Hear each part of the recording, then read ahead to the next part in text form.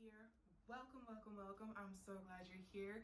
And if you're returning, thank you for coming back and welcome to YouTube. I appreciate every single one of you guys.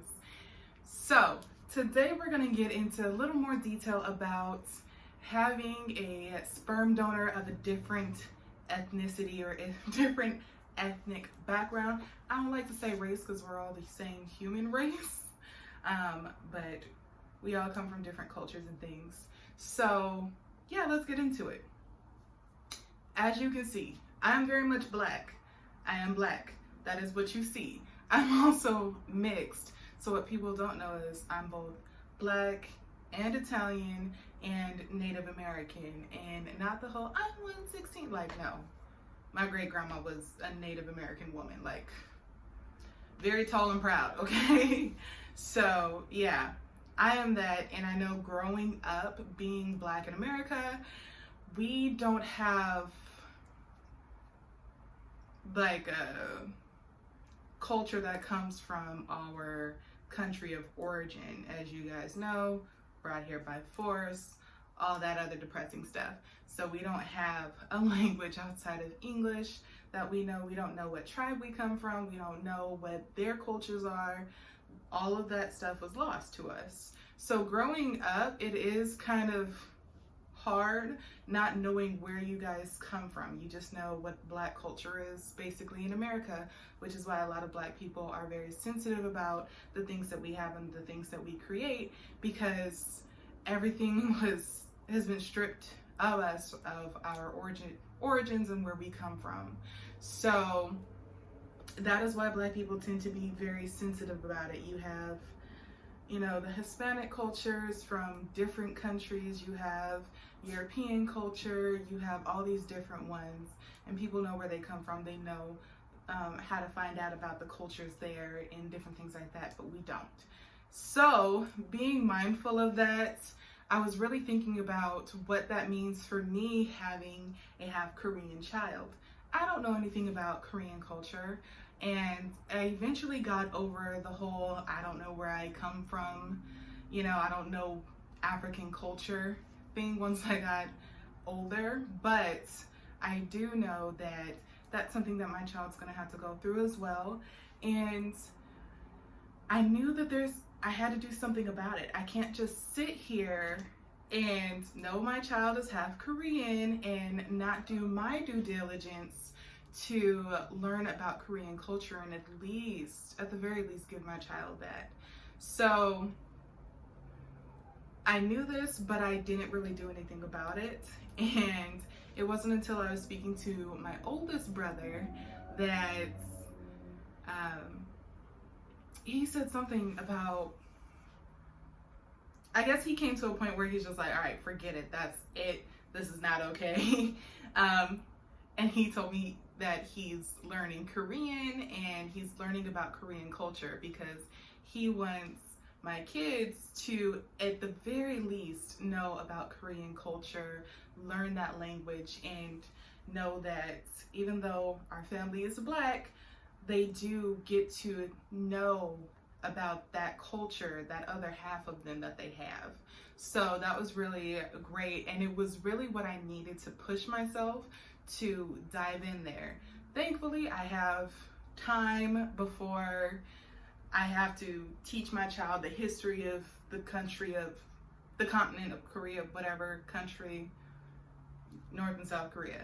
I have time, but he does like the idea of teaching my child Korean from a small age. I like that, even though it can sometimes cause speech delays when you have multiple languages in that same home.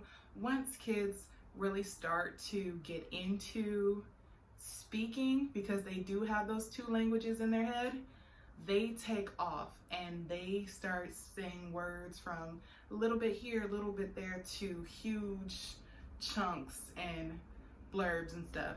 So I'm not too worried about that.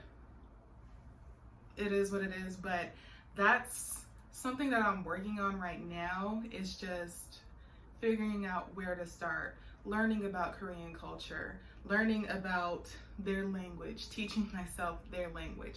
I don't even know what K-pop, like I know what K-pop is, but I don't listen to K-pop.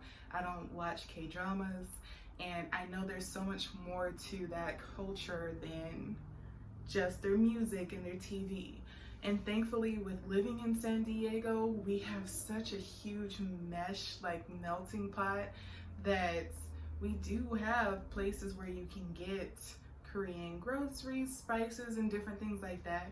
So I'm really looking forward to the different cultures that are just here in San Diego, and really taking advantage of getting to know more about Korean culture, both from studying and doing research and actually getting into that community and asking questions. Sorry about that. Very loud motorcycle. Anyways, so I'm really looking forward to that. I don't have a game plan. Y'all know I like to plan and prepare for everything, but I don't have a game plan. I don't know how I'm gonna do this. I do know that I have my book that I'm going to be telling my child about their conception, how they came about, and I went on and I wrote that, and it's great. But I still haven't quite figured out how I'm going to incorporate that Korean culture, how I'm going to incorporate that whole other half of them into everything. So it's a journey and we're gonna find it out. But yeah, I wanted to come on here and share that with you guys, like one of those updates, because it's really on my mind. And as y'all know, as we choose these sperm donors, they may or may not be the same ethnicity as us, especially with the majority of sperm donors being European. Like, that is what you see on almost every sperm bank. That is the vast majority of their donors. So if you are European, great, because you have so many different countries and, you know, origins that these sperm donors have that you can choose from, where you may be able to say, hey, well, I'm Dutch and I'm Irish, or I'm Dutch and I'm whatever. You know, you might be able to say I'm that and find somebody who's exactly that, and that's one less headache for you. But when you're black and you're looking and you say, okay, this one is Dutch and German, or this one is this and this one is that, it's just like, okay, how am I going to address the other half of them? So I'm not saying that if you find somebody of the same ethnicity, it's going to be a cakewalk, because it's not. None of this is. But I am saying that we really have to consider who we're choosing as our sperm donors and how we're going to be addressing these things. So yeah, that's where I'm at. Let me know where you guys are at, as always.